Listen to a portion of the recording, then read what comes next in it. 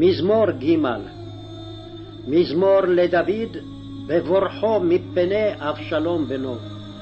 אדוני, מה רבו צרי, רבים קמים עלי, רבים אומרים לנפשי, אין ישועת לו ואלוהים סלע.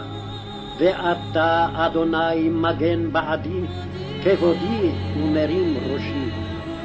קולי אל אדוני אקרא, ויענני מהר קודשו סלע.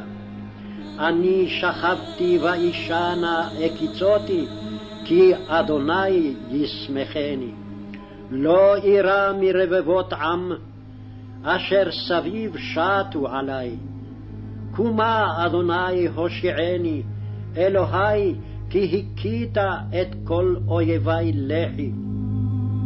שיני רשעים שיברת, לאדוני הישועה, על עמך ברכתך סלע.